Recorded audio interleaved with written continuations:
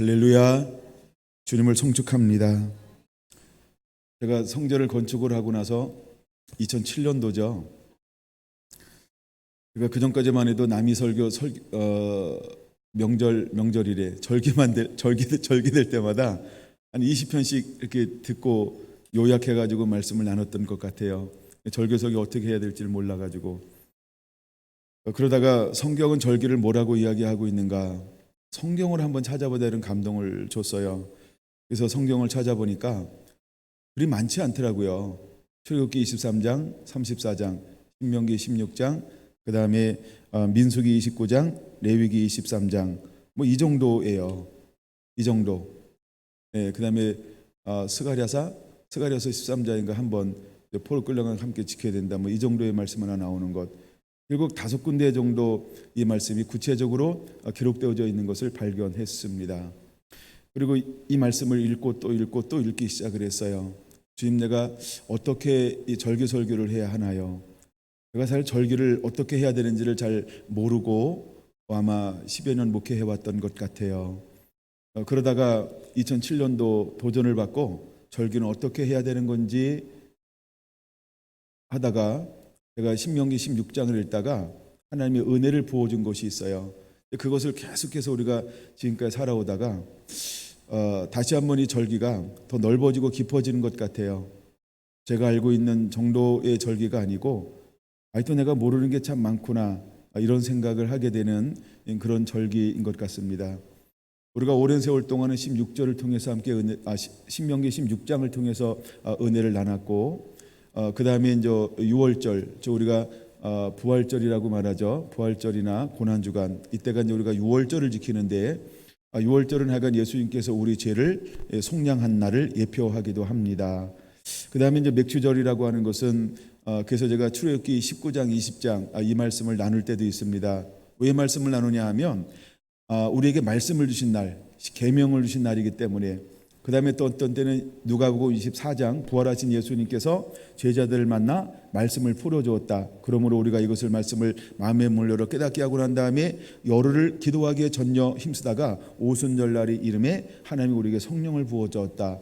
우리가 24장을 중심으로 해서 나눌 때도 있었고, 또 어떤 때는 하나님께서 그 시내산에 임재하셨던 것처럼 그 구약의 임재, 어떻게 임재했는가를 중심으로 해서 다른 적도 있었고, 또 어떤 때는 사도행전에 넘어와서 2장, 아니면 요한복음 14, 15, 16장 그 성령님에 관해서, 아니면 요한복음 4장과 7장 이런 것들을 본문으로 해서 맥주절에 나눴던 그런 기억도 있습니다. 왜냐하면 실제로 맥주절이 그런 날이기 때문에 그렇습니다.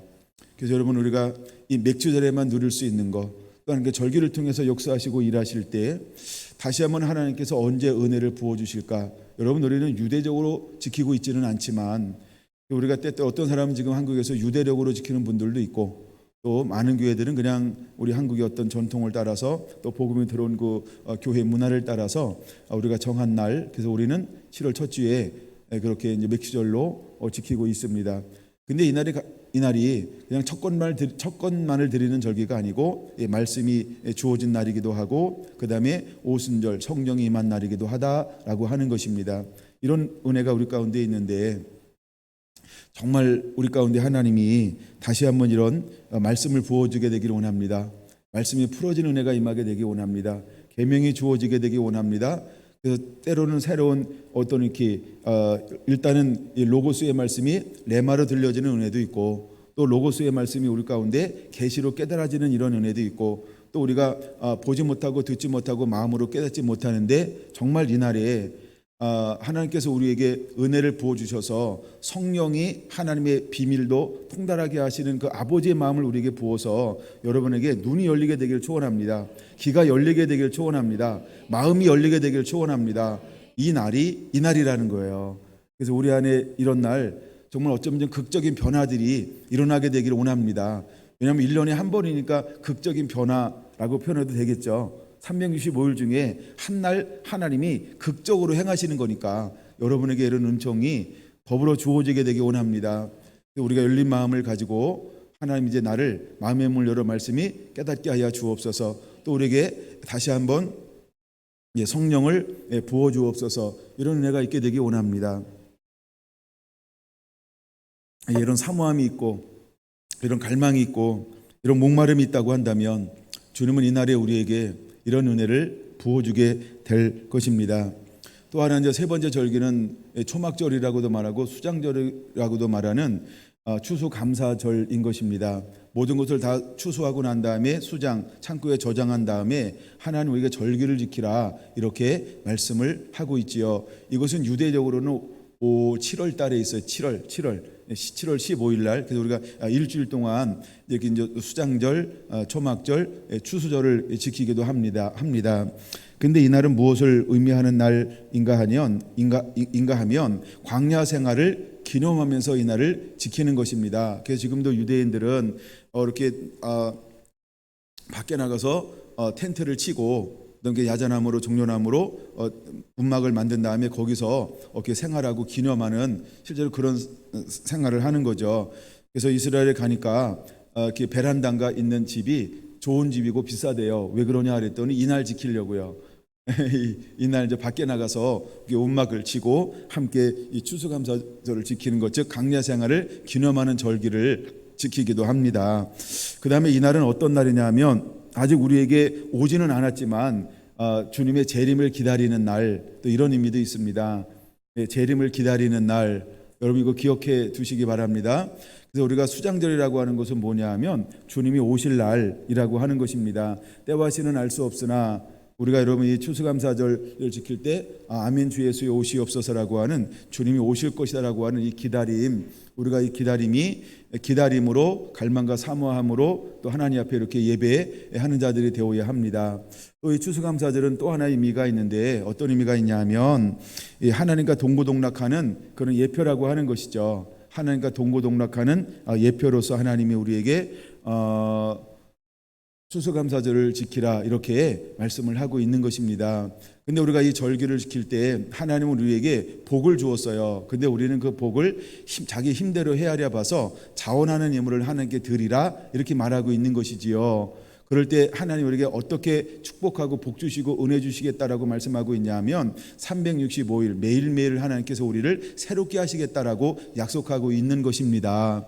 그들이 광야를 거닐 때는 하나님이 아침마다 만나와 메추라기, 아침과 저녁에 만나와 메추라기를 내리워 주었어요. 근데 여호수아 5장이 보는 것처럼 이제 그 땅에 들어가서 땅을 정복하고 땅을 분배하고 농사를 지어서 첫 것을 추수하고서 하나님께 드리는 절기가 되었어요. 그 절기를 드릴 때 놀라운 기적이 일어났다는 것입니다. 매일 아침과 저녁에 내리는 만나와 메추라기가 더 이상 내리지 않는 거예요. 무엇 때문에 그랬을까? 이제는 하나님께서 옥토를 주었어요. 젖과 꿀이 흐르는 땅을 주었어요. 그래서 그 땅에서 나는 것을 먹고 마심을 통해서 이제는 하늘에서 내려온 것을 먹는 것이 아니고 하나님이 에덴 동산을 만들어서 우리에게 가장 적합한 거, 우리에게 너무너무나 필요한 거, 이것을 땅에서 나게 하셨습니다. 그래서 하나님은 땅에서 나는 것을 먹을 때 하늘에서 내려오는 만나와 메추라기를 멈췄다라고 하는 것이지요.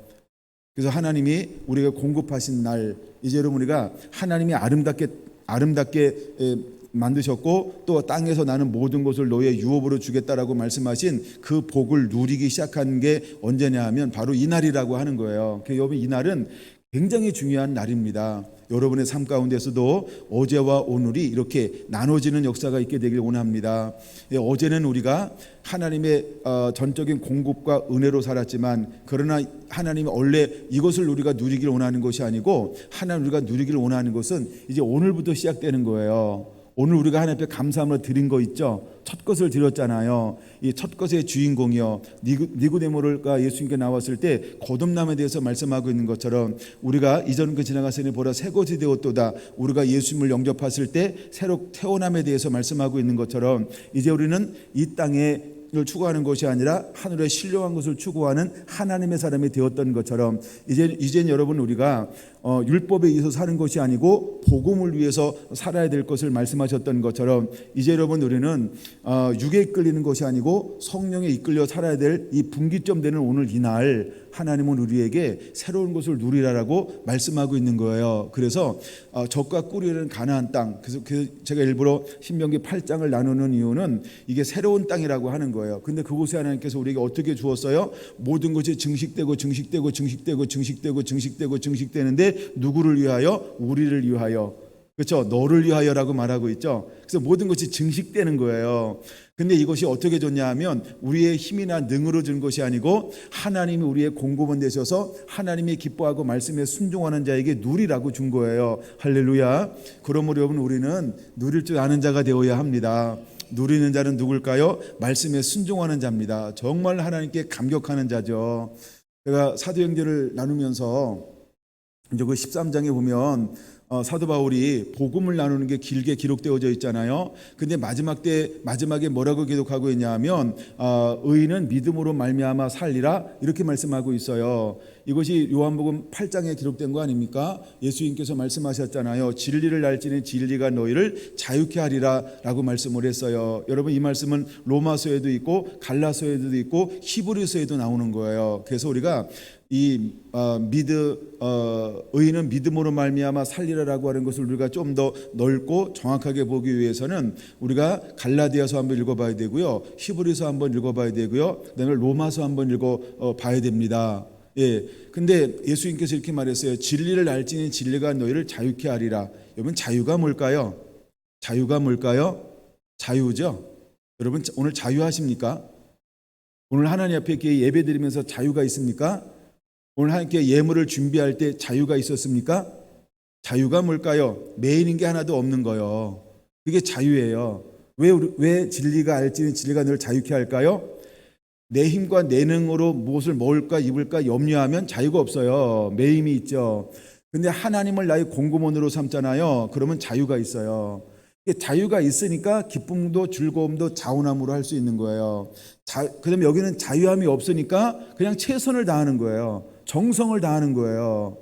최선을 다하는 것, 정성을 다하는 것은 자유가 없는데 할 수 있잖아요. 그렇죠? 근데 하나님 우리에게 무엇을 요구하는지 아세요? 너 자유하니? 그러면 나를 공급원으로 한번 삼아봐. 그래서 똑같은 걸 드린다 할지라도 뭐가 다른지 아세요? 초점이 다르고 마음이 달라고 중심이 다르고 느낌이 달라요. 여러분에게 그 자유함이 있습니까? 그게 자유함이에요.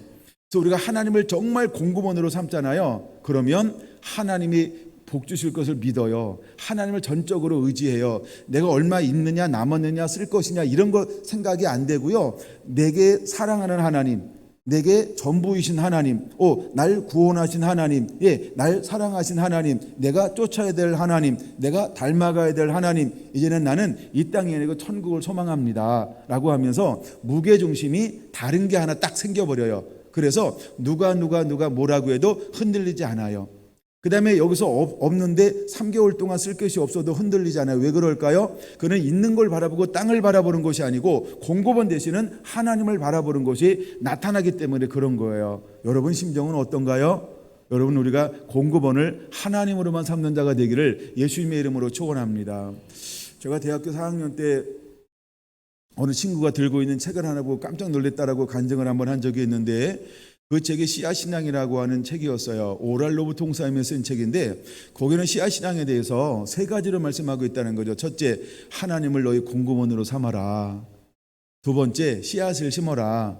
그리고 세 번째는요, 기적을 기대하라라고 하는 거였어요. 제가 그 책을 읽고 또 읽으면서 무엇을 배웠는지 아세요? 나는 공급원을 하나님으로 삼고 있지 않았구나. 여러분, 저는 공급원을 뭘로 삼았냐 하면 나의 아버지가 공급원이라고 생각했어요. 왜냐하면 아버지가 뭘 줘야 공부하고, 아버지가 뭘 줘야 버스 타고, 아버지가 뭘 줘야 책을 살 수 있고, 아버지가 뭘 줘야만 됐어요. 그래서 방학 때만 되면 대학교 1학년 때부터 알바하기 시작하는 거예요.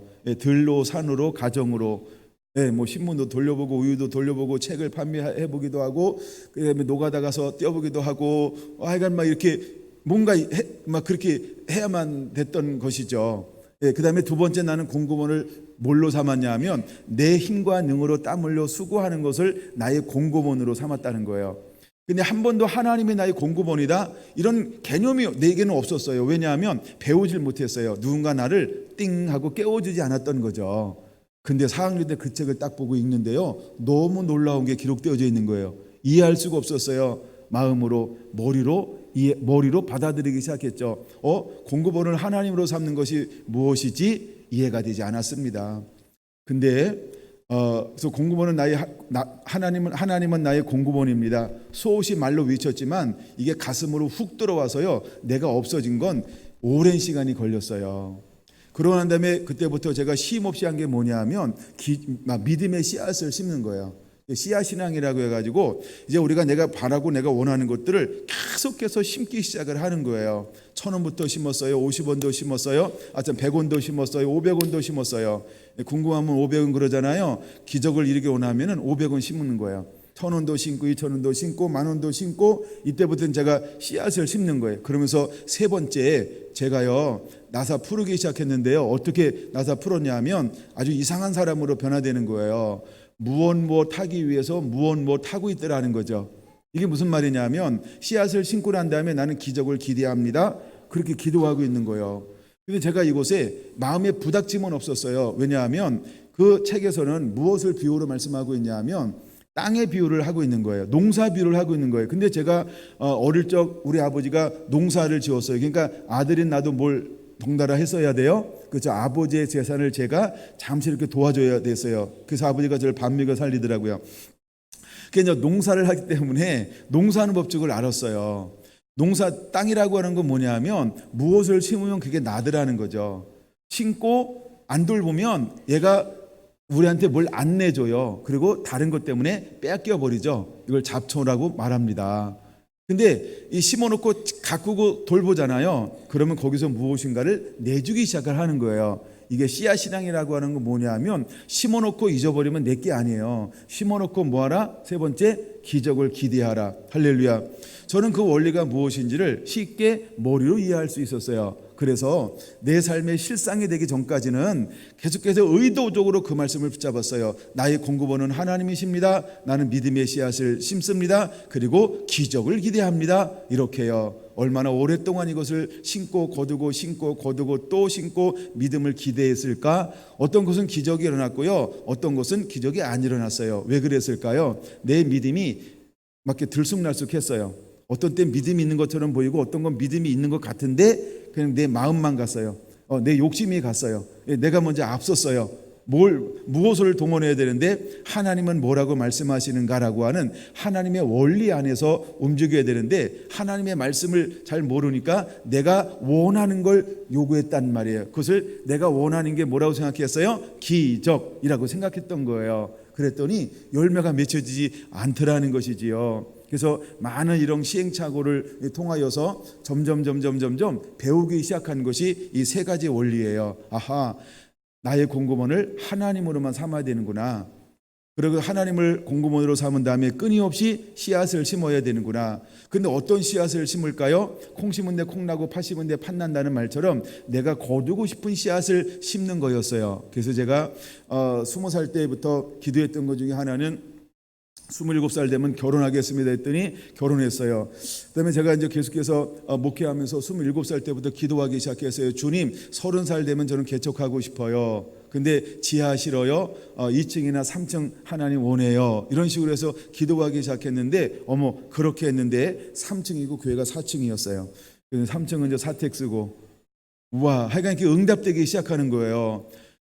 매일매일 기도했어요. 하나님 앞에 새벽에 나가서 기도하고 저녁 때 기도하고 약간 전사 때는 그런 삶을 살았는데 그래서 약간 매일매일 그렇게 기도하는 거예요. 앉으나 서나 그런 이제 기적을 기대하는 당신 생각이 아니었어요. 미안해요.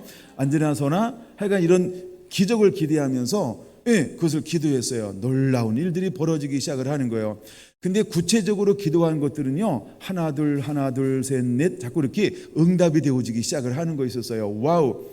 이제 내 삶 가운데 뭐가 이루어지기 시작하냐면요. 믿음으로 씨앗을 심고 기적을 기대했더니 하나 둘 열매와 결실이 맺혀지면서 그것을 내가 누리고 있는 나를 발견하게 된 거죠. 여러분의 삶 가운데서도 이 원리가 그대로 이루어지게 되기를 원합니다. 아멘. 여러분 이것을 믿음으로 심는 겁니다. 믿음으로 행하는 것입니다. 근데 특별히 이 오순절, 이 맥주 감사절은 어떤 날이냐 하면 하나님 우리에게 말씀을 준 날이었어요. 제가 나름대로 말씀을 많이 알고 공부했다라고 생각을 했습니다. 왜냐하면 제가 신학교 다닐 때부터 대학교 1학년 청년 때부터 신학을 하여간 책도 좀 읽고 뭐 하여간 공부도 하고 나름대로 했다고 생각을 했는데 어머나 잘하면 잘할수록 말씀이 너무 약한 걸 알게 된 거예요. 그냥 내가 책을 많이 읽는다고 말씀을 아는 것도 아니고 성경을 많이 읽었다고 말씀을 아는 것도 아니고, 그다음에 제가 고등학교 때 10대 선교 활동을 했었어요. YFC라고 하는 유스 포 크라이스트라고 하는 거 했었어요. 예, 맞나요? 유스, 예, 그다음에 F. 그래서 하여간 그 10대 선교회를 했는데, 예, 10대 선교회 활동했는데 거기 특징이 어떤 거냐면 성구 암송을 많이 하게 해요.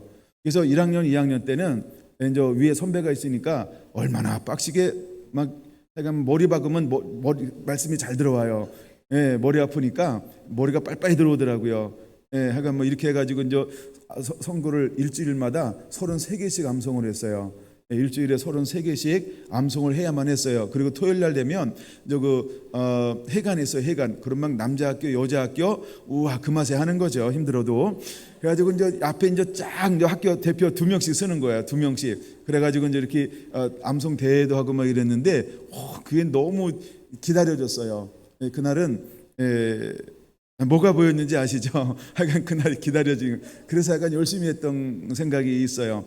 그러니까 말씀을 많이 암송하고 막 이런데도 불구하고 말씀이 뭐가 됐어요? 내게 안 된 거예요. 성경을 읽었는데 이게 내게 안 된 거예요. 성경을 많이 공부했는데 내게 안 된 거예요.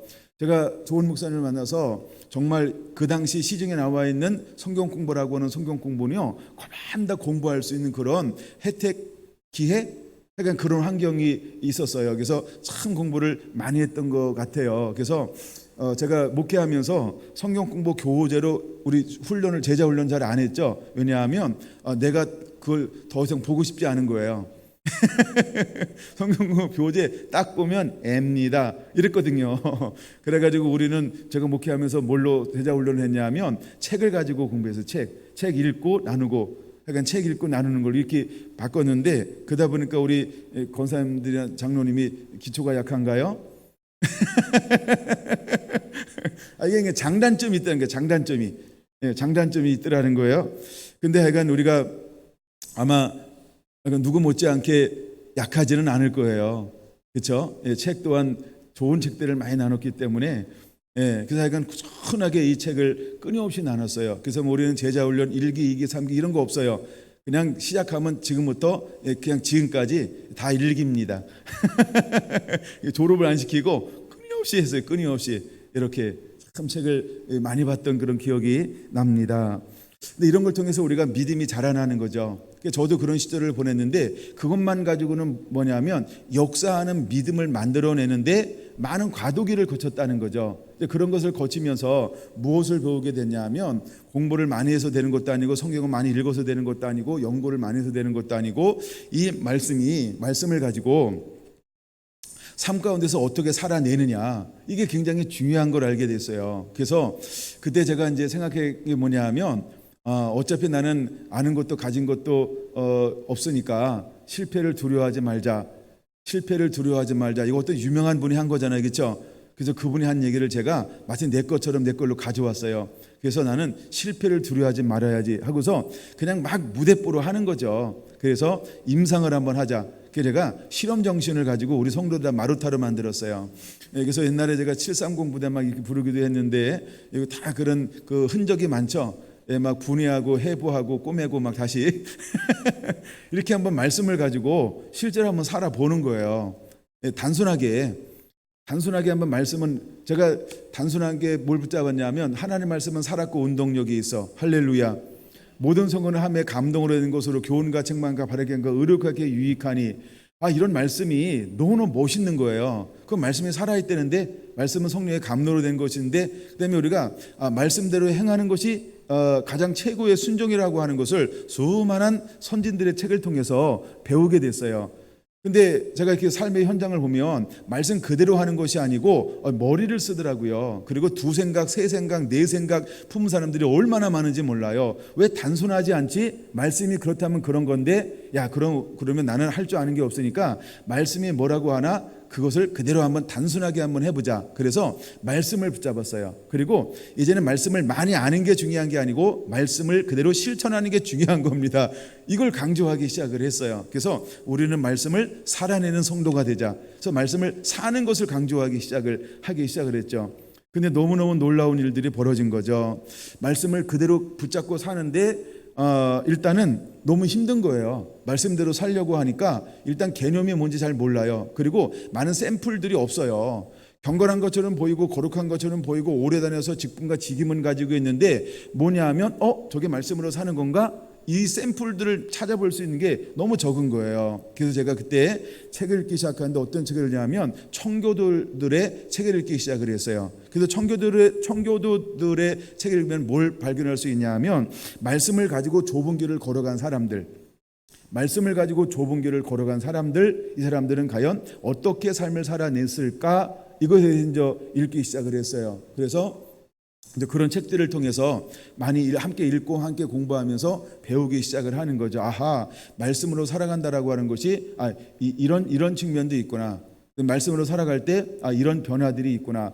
근데 이 사람들이 전부 세상적으로는 어떤 길을 걸어가냐 하면요, 전부 좁은 길을 걸어가고요, 마치 음지에 있는 것처럼 보이는 거예요. 왜? 화려하지 않거든요. 너무 검소한 거예요. 너무 검소해요. 그러니까 화려하지 않고 실패한 것처럼 그렇게 사는데 나중에 알게 됐습니다. 아하, 이 사람들은 이름도 없이 빛도 없이 하늘의 큰 자로 살아갔구나. 이 사람들은 세상을 사랑한 것이 아니고 정말 하나님을 사랑하는 삶을 살아냈구나. 이 사람들은 자기 이름을 남기려고 살지 않고 하나님의 영광, 이 땅에 하나님의 사랑을 실천하면서 무명초로 살아냈구나라고 하는 것을 발견하기 시작을 하는 것이지요.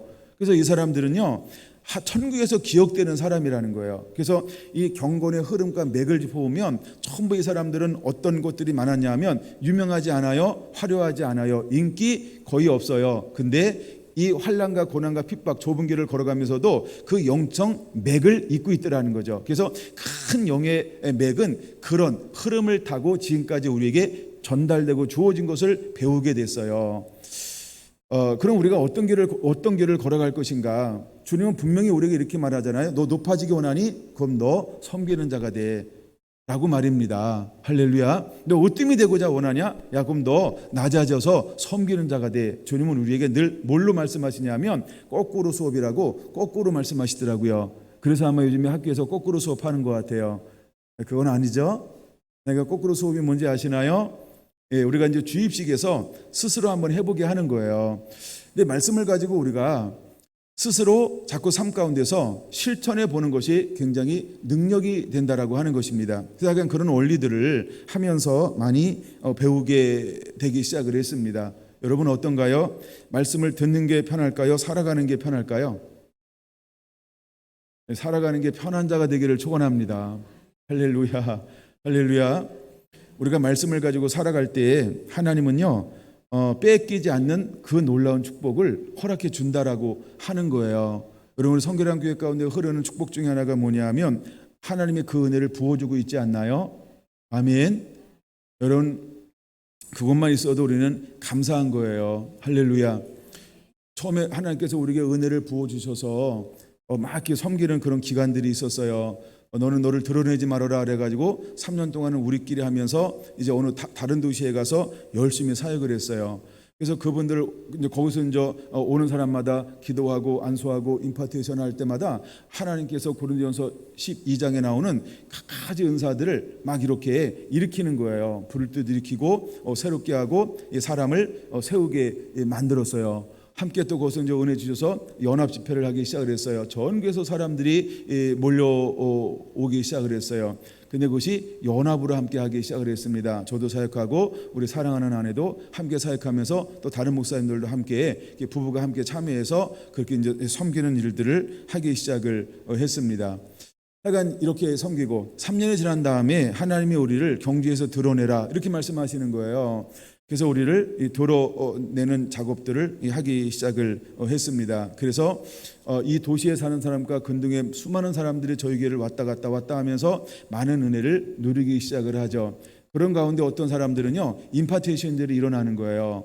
그래서 그들에게 은사들이 활성화되고, 그래서 삶의 놀라운 변화와 사역의 변화들이 일어나서 쓰임받는 사역자들이 얼마나 많이 있는지 몰라요. 그런 것 때문에 굉장히 감사하고, 근데 하나님께서 우리의 부르심을 뭘로 부르셨냐 하면 신부라고 하는 어떤 이런 정체성을 가지고 하나님이 우리를 부르셨어요. 그래서 마지막 다시 오실 신부를 단장할 뿐만 아니라 다시 오실 주의 길을 열어갈 사람들을 만드는 것이지요.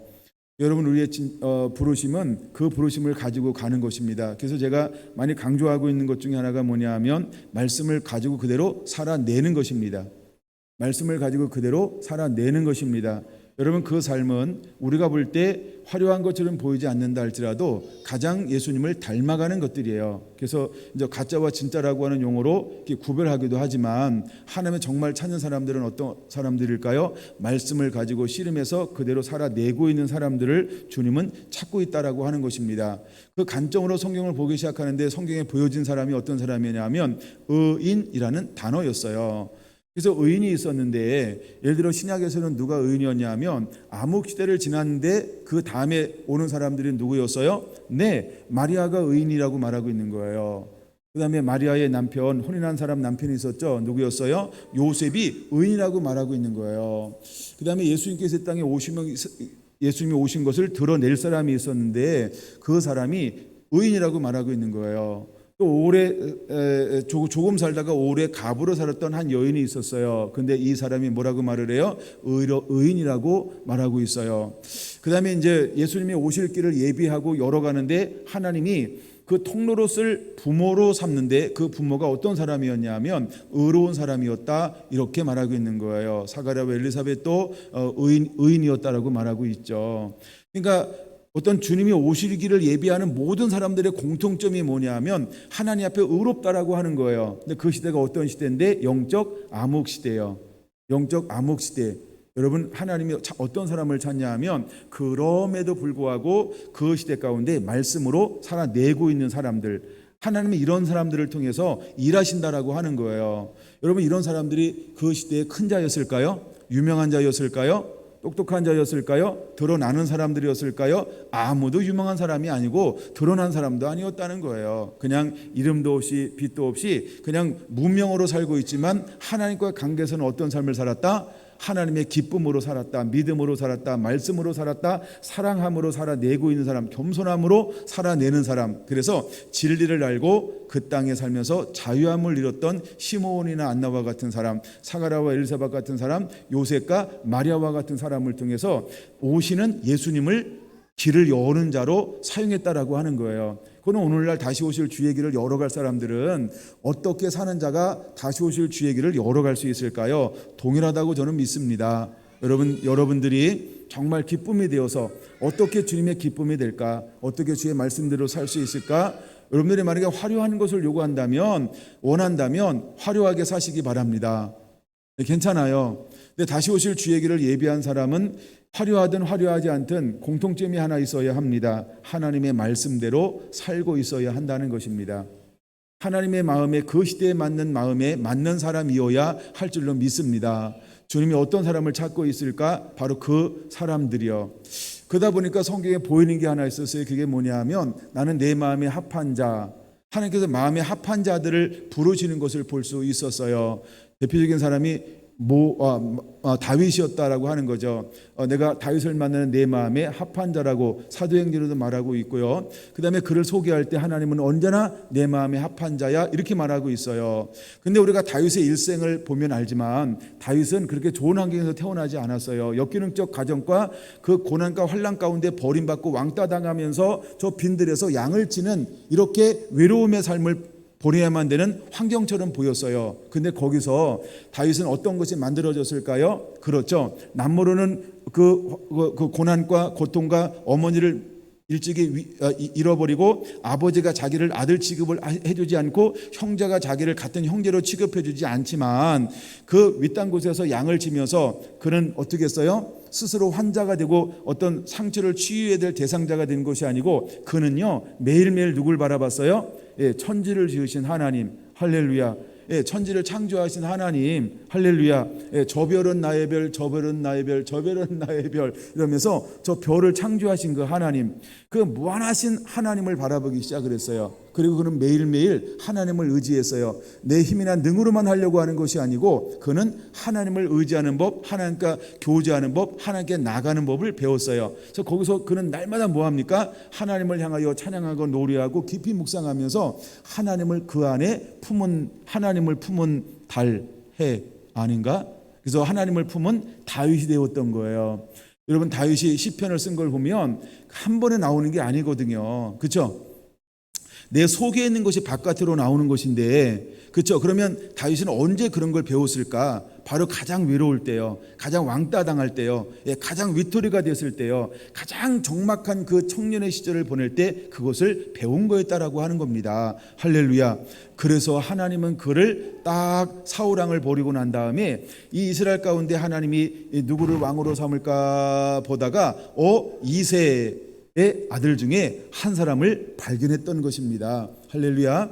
아버지도 몰라, 형제들도 몰라, 그건 중요하지 않아요. 중요한 건 뭘까요? 나와 하나님과의 관계에서 내가 어떤 삶을 살고 있느냐. 할렐루야.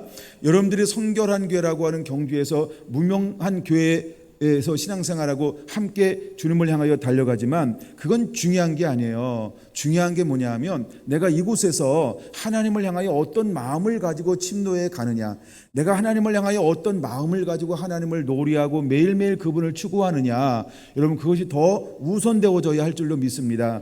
목사님의 부족함이 여러분에게 걸림이 되지 않길 원하고 성도들의 연약함들이 걸림이 되지 않길 원합니다.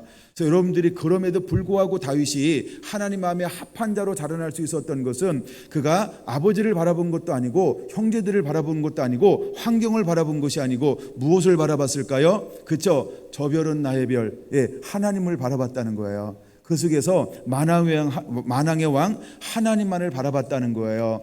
그래서 골리앗을 만났을 때 그가 가지고 나가는 것이 무엇을 가지고 나갑니까? 너는 창과 단창으로 내게 나오거니와 나는 만군의 주 여호와 하나님의 이름을 가지고 내게 나가노라. 다윗이 뭘 소유하는 법을 배웠어요? 하나님과 함께하는 법, 하나님을 움직이는 법, 하나님의 역사하게 만드는 법을 다윗은 그 가장 외롭고 적막한 그 환경 가운데서 배울 수 있었다는 거예요. 할렐루야. 난 여러분들의 삶 가운데, 마음 가운데 그런 은혜가 몽땅 풍성하게 임하게 되기를 원하고 사모합니다. 할렐루야. 할렐루야. 여러분 모두가 다 그래야 돼요. 우리 방송을 보고 있는 우리 성도님들도 그 현장에서 꼭 그렇게 되기를 바랍니다. 이렇게 카메라 한번 가리켜야 돼. 오늘 우리 권사님도 몸살 나서 못 나오셨다고 그러는데 그 있는 처소에서 지금 예배 드리고 있을 것 같아요. 권사님 일어나게 될지어다. 할렐루야. 우리 배립사님도 일어나게 될지어다. 옆에 돕는 분도 더 강건하게 될지어다. 할렐루야. 하여간 우리 모든 식구들이 여러분 그 마음과 그 심령을 가지고 하나가 됐으면 정말 좋겠어요. 아멘. 여러분 제가 사무엘상 1장, 2장, 3장, 특별히 3장에서 너무너무 좋아하는 이 말씀이 있어요. 그 말씀이 뭐냐 하면 하나님께서 한 사람을 일으키는데 어떤 사람을 일으키냐 하면 하나님 마음에 맞는 사람을 일으키겠다라고 말씀하고 있는 거예요. 하나님의 기름 부어주는데 하나님이 기름 부어서 하나님의 마음을 시원케 할 사람을 하나님이 일으키고 싶어 한다는 거예요. 사무엘상 2장 35절인데요. 내가 나를 위하여 충실한 제사장을 일으키리니 그 사람은 내 마음 내 뜻대로 행할 것이라. 내가 그를 위하여 견고한 집을 세우리니 그가 나의 기름 부음을 받은 자 앞에서 영구히 행하리라. 이 말씀을 읽는데 언젠가 이 말씀이 너무나 감동이 되는 거예요. 이것이 바로 아버지의 마음이구나. 근데 이 시대를 이끌어서 우리가 어떤 시대라고 말하고 있냐면요, 영적 암흑 시대잖아요. 사사시대의 특징이 뭐예요? 자기의 소견에 옳은 대로 행하더라. 그다음에 말라기서부터 신약 예수님께서 드러나기 전까지 어떤 시대였어요? 영적 암흑기. 이 말이 뭐예요? 자기 소견에 옳은 대로 행하더라. 똑같은 시대예요. 그럼 오늘 이 시대를 마치 어떤 시대처럼 우리가 보일 수 있어요? 그렇죠? 너무 똑똑해. 그래가지고 자기 소견에 옳은 대로 행하더라. 이거랑 너무 똑같은 거예요. 그러면 잘 보세요. 주님께서 사사시대를 지나서 이제 한 사람을 일으키는데 어떤 사람을 일으키냐면 내 마음 내 뜻대로 행할 사람을 하나님이 일으키길 원한다는 거예요. 이게 자기 생각이 아니고 세상이 아니고 문화가 아니고 자기 욕심이 아니고, 할렐루야, 그냥 아버지 마음 아버지의 뜻을 이 땅 가운데 그대로 품어낼 사람, 그대로 품고 드러낼 사람을 하나님이 찾고 있다라고 하는 거죠. 오늘 맥주절을 보내는 여러분들에게 어떤 마음이 임하였으면 좋을까, 이런 생각을 한번 해봐요. 여러분이 이 사람이 되었으면 좋겠어요. 정말 아버지의 마음, 아버지의 뜻을 가지고 마음껏 자유롭게 행할 수 있는 그 사람, 세상을 두려워하지 않고 하나님만 경외하면서 아버지 마음, 아버지의 뜻을 그렇게 풀어낼 사람, 할렐루야. 그랬더니 하나님이 이 사람에게 기름 부어 주었어요. 그리고 하나님의 말씀이 떨어지지 않게 그에게 하나님의 말씀을 3장 19절에 떨어지지 않는 말씀을 주었다, 이렇게 말하고 있지 않나요? 그건 오늘을 살아가는 하나님을 찾는 사람에게 동일한 은혜를 부어주지 않을까요? 오늘도. 그래서 하나님은 마음에 합한 사람을 오늘도 찾고 있다는 거예요. 이 사람들이 누굴까요? 주님의 신부가 될 거예요. 다시 오실 주의 길을 예비한 자가 될 거라고 하는 걸 믿으시기 바랍니다. 여러분, 오순절날 성령을 부어주는데 어떻게 해서 성령을 부어주었어요? 말씀을 깨닫게 했잖아요. 그래서 율법에 있는 누굴 보게 한 거예요? 예수 그리스도. 예수 그리스도가 우리는 신약에서 뭐라고 말하죠? 이것을 우리는 복음이라고 말합니다. 그래서 율법 안에 있는 복음, 율법 안에 있는 빛, 율법 안에 있는 생명을 보게 한 거예요. 전에는 예수님과 함께 있을 때는 율법 안에서 뭘 못 봤어요? 빛과 생명을 못 봤어요. 예수님을 못 봤단 말이에요. 근데 말씀을 깨닫게 하니까 율법 안에 있는 무엇을 발견하기 시작했어요? 이게 예수님이네. 이 메시아네. 이게 빛이네. 이게 생명이네. 그들의 마음이 점점 뜨거워지기 시작을 한 거예요. 여러분, 우리도 이런 은혜가 임하게 되기를 원합니다. 그래서 구약에 있는 거, 신약에 있는 이 구약과 신구약에 있는 성경을 통해서 예수님을 보는 그런 은혜가 주어지게 되기를 축원합니다. 그래서 우리의 눈이 열려지고 우리의 마음의 문이 열려지고 우리의 귀가 열려져서 마치 안약을 사서 눈에 발라 보는 자가 되라라고 말씀하고 있는 것처럼 장차 될 숨겼던 이 비밀 같은 말씀이, 이 비밀 같은 아버지의 계시가 여러분에게 열려지는 은혜가 임하게 되길 원합니다. 하나님은 어떤 사람을 찾고 있을까요? 이 말씀을 누가 볼 것인가? 내가 이 말씀을 누구한테 열어주지? 하나님이 이 사람을 찾고 있다는 거예요. 오늘 절기 예배를 드리는 여러분에게 성령이 임함을 통해서, 말씀이 주어짐을 통해서, 첫 것의 변화가 일어남을 통해서 이런 주인공들이 되기를 예수님의 이름으로 축원합니다. 할렐루야, 할렐루야. 여러분, 이런 사람들이 바로 아버지의 마음이라고 하는 거예요. 여러분, 모두가 다 타락했어요. 모두가 다 타락했어요. 모두가 다 생각이 악해요. 방향 감각이 달라요. 근데 노아라고 하는 한 사람이 있었는데, 노아는 어떤 사람이었어요? 당대의 의로운 사람이라고 창세기 6장에 말씀하고 있지 않나요? 다 패역한 것처럼 보이는데, 다 타락한 것처럼 보이는데, 다 세상과 짝하는 것처럼 보이는데, 한 사람은요 어떤 삶을 살아요? 하나님의 말씀을 순종해요. 말씀을 붙잡았어요. 누가 뭐라고 해도 나사 풀러놓고 이렇게 미련하게 살아요. 바보처럼 살아요. 쑥맥처럼 살아요. 쪼다처럼 살아요. 그렇게 단순하게 살 수가 없어요. 근데 그 우직함이 무엇을 만들어냈을까요? 그 하나님을 향한 변함이 없는 그 마음이 무엇을 만들어냈을까요? 그 이웃과 같지 않고, 친구와 같지 않고, 선배들과 같지 않고, 수많은 후배들과 같지 않았던 노아, 하나님이 그를 어떻게 여겼나요? 하나님이 그를 다르게 여겼다는 거예요. 세상을 본받지 않고, 세상과 짝하지 않고, 자기 즐거움을 위해 쫓아가지 아니하고, 하나님이 말씀하신 그거를 변함없이 살아내고 있는 한 사람, 하나님이 그를 얼마나 기뻐하고 즐거워했는지 몰라요. 오늘 절기를 지키는 저와 여러분에게 그런 은혜가 임하게 되기를 원합니다. 우리가 이웃을 보는 건 아니고, 주변을 보는 건 아니고, 다른 사람을 비교 분석하는 것도 아니고요. 주님이 내게 뭐라고 말씀하나, 주님이 어떻게 말씀했지, 그 말씀이 뭐라고 한 것이 우리의 초점이 되어야 할 줄로 믿습니다. 할렐루야. 그 사람이 누구라고요? 노아라고 하는 거예요. 당대에 그는 의로운 자라고 그랬어요. 하나님 보시기에 합당한 사람이 되었어요. 그래서 하나님이 그 땅이 폐역해가지고 더 이상 하나님이 용납할 수가 없었어요. 뭘 하기로 마음 먹었어요? 내가 심판하리라. 근데 심판하는데 가만히 보니까 한 사람은 심판의 대상이 아닌 거예요. 나와 영원토록 함께해도 될 만한 삶의 가치를 가지고 살고 있어요. 그거 하나님과의 친밀함과 교제함을 가지고 살아가는 사람 한 사람에게 주님께서 오셔서 어떤 은혜를 부어주나요? 계시를 부어주는 거예요. 너는 나를 위하여, 너는 너를 위하여 방주를 만들라 라고 말입니다.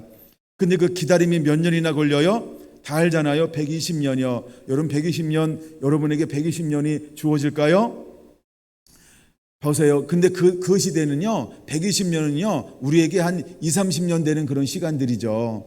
근데 노아는 그 시간을 견뎌냈다는 거예요. 오랜 세월을 견뎌냈어요. 어쩌면 한 세대를 견뎌낸 것과 같아요. 만약에 주님께서 우리에게 오셔서 그런 구별된 사명을 주었다고 한다면 여러분 견뎌낼 믿음이 있습니까? 변함이 없을 믿음이 있습니까? 근데 노아는요, 그 믿음을 가졌어요.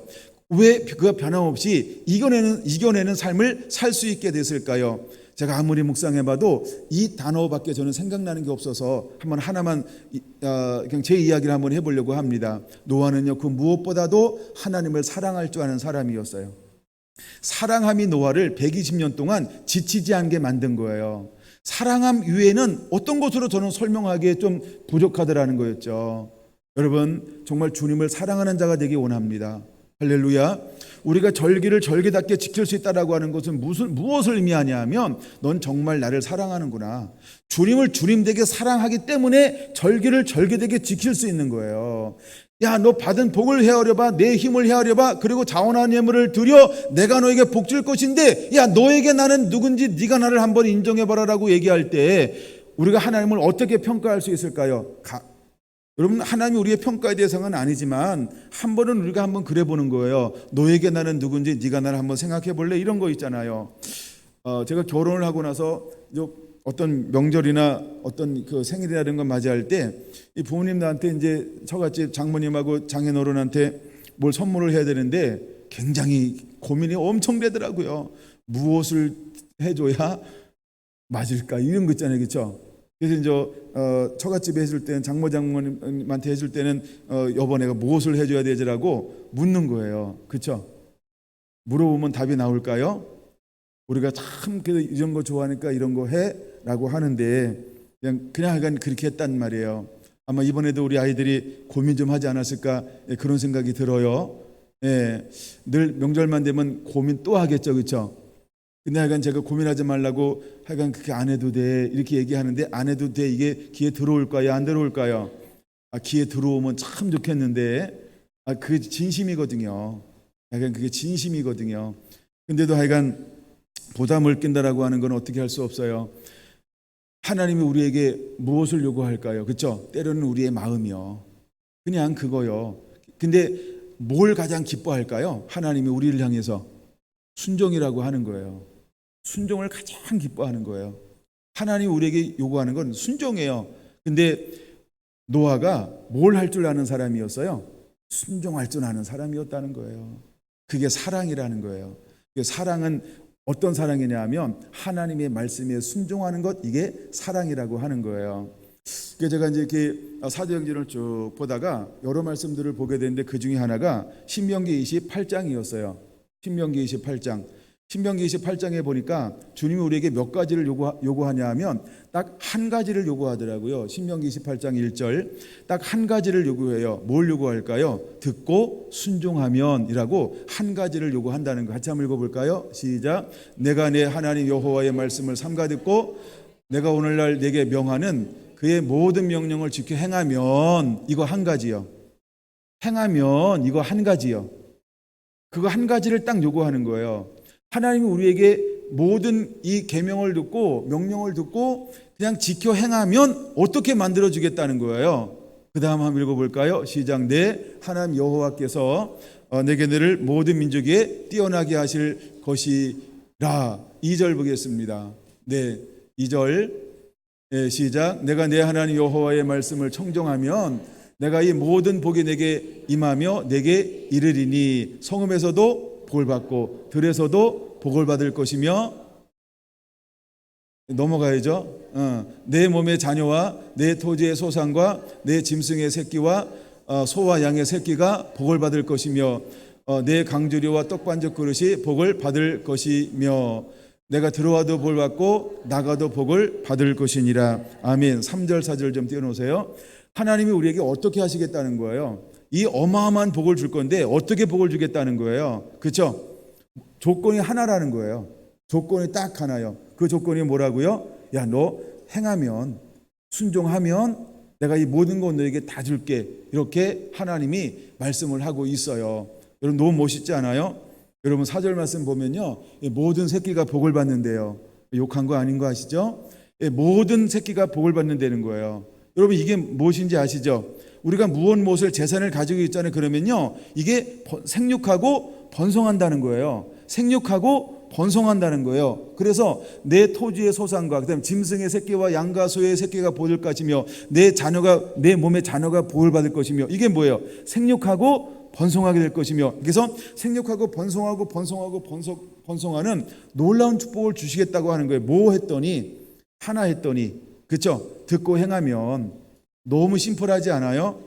여러분, 하나님은 우리에게 복잡한 걸 요구하지 않아요. 단순한 걸 요구합니다.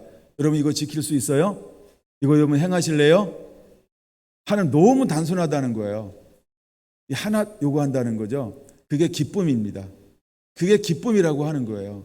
그게 기쁨이라고 하는 거예요. 우리가 하나님을 기쁘시게 하는 법을 히브리서 12장 11장에 뭐라고 말을 해요? 믿음이 없이는 하나님을 기쁘시게 할 수 없나니, 이렇게 말을 해요. 그럼 하나님을 기쁘시게 하기 위해서 우리가 무엇을 소유해야 할까요? 믿음. 근데 믿음이 뭐예요? 하나님의 말씀을 들으면서 믿음이 나며, 즉 하나님의 말씀을 듣고 그대로 행하는 것, 이것을 하나님은 가장 기뻐한다는 거예요. 할렐루야. 여러분 오늘 절기를 지킬 때에 우리 마음에 이런 은혜가 임했으면 좋겠어요. 나 주님의 기쁨 되기 원합니다. 나의 기쁨이 되어 주어, 이런 것도 있던데, 여러분 우리가 기쁨이 되어 주기를 원하잖아요. 예? 하나님은 우리가 기쁨이 되기를 원한다는 거예요. 그럼 우리가 하나님을 어떻게 기쁘게 할 수 있어요? 정말 단순한 거예요. 그냥 그 말씀을 붙잡고 순종하는 거예요. 할렐루야. 오늘 하나님은 맥수절을 지키라고 말씀하시면서 우리에게 뭘 원할까요? 너 나의 기쁨이 될 수 있겠니? 야, 묻지도 따지도 말고 너 내가 시켜내라 한번 해볼 수 있겠니? 야, 너는 너의 힘과 능으로 살려고 하지 말고 너는 나를 공급원으로 삼을 수 있겠니? 야, 너는 네가 무엇인가를 거두려고 네가 애쓰고 힘쓰는 것이 아니고, 야, 너는 네가 원하는 걸 심어. 그럼 내가 그것을 번성하게 할 거야. 어떻게? 30배로 60배로 100배로. 할렐루야. 여러분 우리가 하나님을 바라보면서 기적을 기대하는 이 삶, 여러분 이 삶으로 승리하는 자가 되기를 예수님의 이름으로 축원합니다. 아멘. 아멘. 네, 여러분의 삶 가운데 이 은혜가 그대로 임했으면 좋겠습니다. 제가 1시간 동안 그냥 서론을 나눴어요. 오늘 준비한 거 나눠야 되는데 1시간이 다 가버렸어요. 이거는 서론이었습니다. 그냥 제 머릿속에 있는 여러 가지 가치관들 중에 하나, 여러분들을 상대로 해서 내 마음속에 있는 것을 한번 쏟아냈고요. 그래도 오늘 준비했던 말씀 조금만 더 한번 10분 믿지는 마시고 한 10분 정도만 한번 더 나눠 보겠습니다. 레위기 26장을 볼게요. 레위기 26장.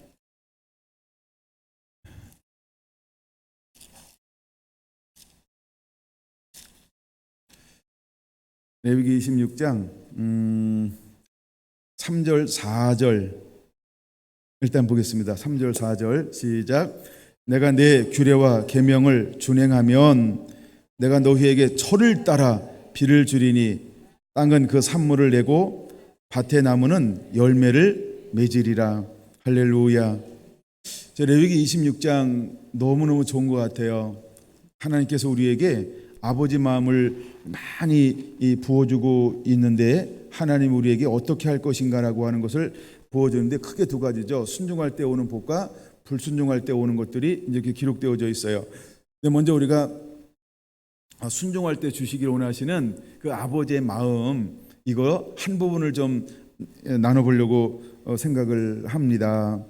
근데 3절에 뭐를 전제로 하고 있나요? 너무 간단하죠. 내 규례와 내 계명을 준행하면 순종이죠. 삶을 살아내는 거죠. 여러분 우리는 명상하는 종교가 아니에요. 우리는 뭐예요? 우리는 삶이 있는, 말씀을 듣고 준행하는 그런 그걸 원하시는 하나님인 걸 깨닫게 되길 바랍니다. 그래서 우리가 많은 삶을 살아야 축복해 주는 것이 아니고 한 말씀을 붙잡고 그것을 그대로 순종하고 실천하잖아요. 그럼 그것 때문에 허벌난 복이, 어마어마한 복이 우리에게 주어지게 될 거예요. 하나님이 우리에게 너 절기를 지켜봐라. 하나님께 뭘 축복해 준다 그랬어요? 네, 하나님이 우리의 모든 땅을 축복해 주겠다라고 말씀을 하고 있는 거예요. 하나님이 우리의 땅을 축복해 준다라고 하는 말은 뭐냐면 이 땅을 아름답게 할 것이다. 이 땅을 옥토가 되게 할 것이다. 이 땅에서 30배, 60배, 100배를 거두게 할 것이다. 이 모든 것이 그 한마디에 다 들어가 있는 거예요. 믿습니까? 믿어주시기 바랍니다. 믿습니까? 네, 믿습니까? 네, 믿습니까? 네, 그래도 여러 명의 대답도 안 하고 있어요. 하나님이 우리에게 결국 땅을 축복해 주겠다 이렇게 말하고 있는 거예요. 땅을 축복해 주겠다는 거예요. 뭐하면? 순종하면. 그러면 첫째 4절에 뭐라고 말하고 있을까요? 내가 너희에게 철을 따라 비를 주리니. 할렐루야. 여러분, 하나님은 우리의 땅 가운데 어떻게 하기를 원하는 것이 아버지의 뜻인지 아세요? 철을 따라 비를 주기를 원하는 것이 저와 여러분을 향한 하나님의 뜻인 것입니다. 그럼 여러분 어떻게 할래요? 우리의 삶 가운데 뭐가 필요할까요? 그때 하나님의 은총이 매일매일 필요한 거예요. 그래서 하나님은 우리의 은혜와 은총 중에 가장 큰 은총 중에 하나가 뭐냐 하면 이슬의 축복이라고, 이슬 같은 축복이요. 이슬은 매일매일 내리는 거예요. 기온차로 인해서 매일매일 이슬이 내려서 이슬 때문에 이 만물이 소생하고 또 자라나고 또 자라나고 또 자라나는 거예요. 근데 하나님께서 철을 따라 뭘 주신다 그랬어요? 때를 따라 철을 따라 비를 주리니. 할렐루야. 비가 너무 많이 와도 안 되고 적게 와도 안 되고, 그렇죠? 내 삶 가운데 그냥 그 적당한 때 하나님이 그걸 때를 알아요. 할렐루야. 하나님이 때를 아셔서 그때 하나님이 우리에게 은혜를 부어주겠다는 거예요. 아멘. 여러분, 내가 나를 걱정해야 될까요? 하나님이 나를 돌보셔야 될까요? 그렇죠? 그냥 내 힘과 능으로 하려고 하지 말고 나의 공급원을 하나님으로만 삼으세요. 그럼 하나님은 내가 있어야 될 것, 내가 누워야 될 것, 내가 자야 될 것, 내가 먹어야 될 것, 내가 써야 될 것, 내가 세금 내야 할 것, 내가 공부해야 할 것, 내가 투자해야 할 것, 내가 뭘 해야 될 것 다 아실까요? 모르실까요? 하나님같이 아시잖아요. 이럴 때 귀신같이 안 되면 안 돼요. 예, 하나님같이 아시잖아요. 그분이 어떻게 하실 거라고요? 철을 따라 은혜를 부어줄 거예요. 이 하나님. 근데 철을 따라 우리에게 은혜를 부어주는데 단 조건이 딱 하나밖에 주님은 제시하고 있지 않다는 거예요. 그러면 이 딱 하나 순종하기 쉬울까요? 어려울까요? 아니, 어려운 걸 요구할까요? 쉬운 걸 요구한 걸까요? 그렇죠? 힘쓰고 애써야 가능한 걸 요구할까요? 40일 금식 기도해야 가능할까요? 아니면 그냥 맘만 먹으면 될까요? 나 이거 할래. 그리고 하면 그냥 할 수 있는 걸 요구할까요? 그렇죠? 누구나 할 수 있는 거, 아무나 할 수 있는 거, 나이 고하를 막론하고 할 수 있는 거, 지위 고하를 막론하지 않고 할 수 있는 거, 지식이 많고 적음을 떠나서 할 수 있는 거, 잘생겨도 할 수 있고 못생겨도 할 수 있고 날씬해도 할 수 있고 뚱뚱해도 할 수 있고, 그러니까 모든 사람이 그냥 할 수 있는 거 그 딱 하나 요구하는 거예요. 그게 뭐예요? 야, 너 내 말대로 해. 그거요. 여러분 어떻게 한번 해보실래요? 우리가 말씀에 순종하잖아요. 그럼 하나님이 때를 따라 비를 주시겠다는 거예요. 할렐루야. 이제 시간이 없으니까 이제 결론으로 가야 됩니다. 그래도 한 절로 결론을 맺을 수 있을 것 같아요. 여러분 너무 잘 들어주셔가지고 누가복음 6장 38절 그걸로 한번 결론을 맺어보려고 합니다. 너무 잘 들어주셨어요. 눈이 막 반짝반짝 거려가지고. 누가복음 6장 38절입니다. 시작. 주라 그럼 너에게 줄 것이니 곧 후회되어 누르고 흔들어 너희 넘치도록 하여 너희에게 안겨 주리라. 너희가 헤아리는 그 헤아림으로 너희도 헤아림을 도로. 제가 이 말씀 읽다가 또 읽다가 가르치다가 참 단순한 아버지의 마음을 보게 되었어요. 그게 뭐냐면, 자, 이렇게 한번 하세요. 한 4단어만 기록해 보면 돼요. 주라 그리하면 너희에게 줄 것이니. 4단어죠. 이거 3가지로 나누는 거예요. 가운데 그리하면인데, 하나님의 그리하면 뭐 하는 거예요? 너희에게 줄 것이니. 하나님은 우리에게 뭘 하길 원하시냐 하면 뭔가 주고 싶어 하시는 하나님. 아멘. 주고 싶어 하는데 싫어요? 아멘 좀 해주세요. 이제 마무리하는 거예요. 하나님은 주라 그럼 너희에게 줄 것이니. 그게 뭔가 하나님 우리에게 주기를 원하시는 분이에요. 근데 조건이 딱 하나 있다라고 말하고 있어요. 그게 뭐예요? 주라. 뭐라고요? 주라. 뭐라고요? 주라. give and take. 이렇게 하니까 우리 집사님 웃어주시니 감사합니다. 영어를 좋아하시나 본데요. 영어 선생님 저 2층에 계신데. 네, 자 보세요. 하나님 우리에게 주고 싶어 하시는 하나님. 근데 주고 싶은데 내가 무엇인가 하나 해야 줄 수 있다는 거예요. 그게 뭐예요? 주라. 뭘 줄 것인지 명시하지 않았어요. 그렇죠? 근데 주라는 거예요. 그러면 너희에게 줄 것이니 우리에게 줄 때 아니면 어떻게 주실 거예요? 후이되어 누르고 흔들어 넘치게 하여 너희에게 안겨주리라. 이것이 아버지가 나를 향한 마음이에요. 할렐루야.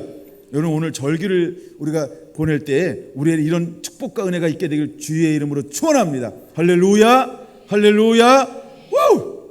예, 이 은혜가 임했으면 좋겠습니다. 근데 조건이 딱 하나 있다는 거예요. 네가 먼저 줄래? 네가 먼저 심을래?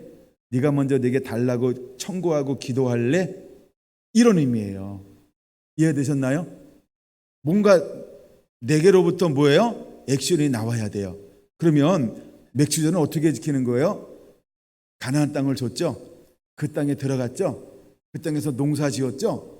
첫 것을 거두었어요. 내가 혼자 먹었어요. 그럼 뭔가 올까요? 안 올까요? 없다는 거예요. 근데 내가 먼저 먹지 않고 어떻게 해서 첫 것을 하나님께 하나님됨을 인정해서 하나님께 뭐 했다? 드렸어요. 이걸 뭐라고 표현한다? 주라. 드려라.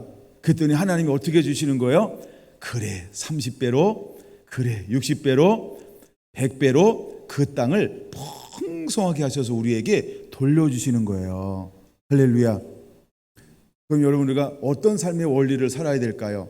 이제 여러분 우리는 드리는 삶이 있어야 됩니다. 나누는 삶이 있어야 됩니다. 흘려보내는 삶이 있어야 됩니다. 첫째 누구한테? 하나님 앞에 드려야 됩니다. 그 다음에 둘째 우리 가족들 안에서 함께 공유해야 합니다. 셋째 이웃들에게 나누어야 합니다. 할렐루야.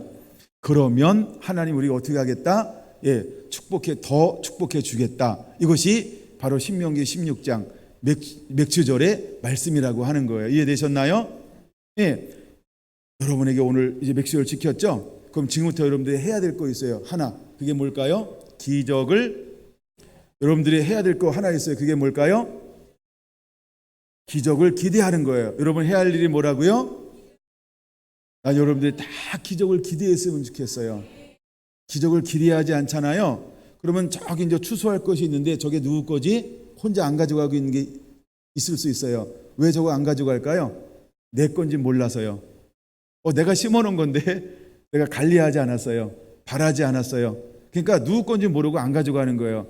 그럼 누구 건지 모르고 안 가져가면 누가 가져갈까요? 우리가 추수할 때 모퉁이는 놔두라 그러죠. 나그네 고아나 개 가부나 어려운 사람들이 그렇게 추수해 가는 거예요. 이것이 사랑이라고 하는 거죠. 여러분 첫 번째 원리, 이제 우리는 어떤 삶을 살아야 될까? 주는 자의 삶. 그러면 그것으로부터 하나님이 축복이 시작이 된다는 거예요. 근데 오늘 여러분들은 그 마음을 다해서 감동을 오는 대로 여러분 힘을 헤아려서 자원하는 예물들을 드렸어요. 자원하는 예물들을 드렸어요. 우리가 이제 드렸던 양으로 한번 이야기해 드릴까요? 궁금한가요? 제가 2층에서 보고 내려왔는데 저는 이렇게 보고서만 올라오니까 장보 이렇게 올라오니까 정확하게 잊어버렸어요. 진짜 생각이 안 나네. 2천만 원하고 2천만 원하고 53만 6천 원 맞는지 모르겠어요. 그러니까 이게 우리 맥주절 감사 예물이에요. 우리가 이렇게 심었어요. 여러분 이 기적이 일어나길 기대하시기 바랍니다. 기적을 기대하시기 바랍니다. 기적을 기대하시기 바랍니다. 기적을 기대하시기 바랍니다. 너무 깊게 기대해서 그런가? 좀 목소리가 작은 것 같기도 하고. 네, 주라 그럼 내게 줄 것이니 여호와께서 복을 주신 대로 내 힘을 헤아려 자원하는 예물을 드렸고 우리가 이렇게 나눌 거예요. 그러면 각 사람이 여호와께서 복을 대로 힘대로 여호와께 드리라. 너에게 하나님 어떠면 네가 나를 한번 인정해 볼래? 하나님이 우리를 그렇게 했을 때 하나님 우리에게 우리가 생각할 수 없는 30배, 60배, 100배로 돌려주게 될 줄로 믿습니다. 여러분 우리가 1년 내내 이것을 기대하시기 바랍니다. 할렐루야. 그걸 기대하시기 바랍니다. 기대하시기 바랍니다. 기적을 기대하시기 바랍니다. 기적을 기대하시기 바랍니다. 예, 방송을 보는 분도 기대하시기 바랍니다. 예, 당신이 주인공입니다. 기적을 기대하시기를 바랍니다. 기도하겠습니다.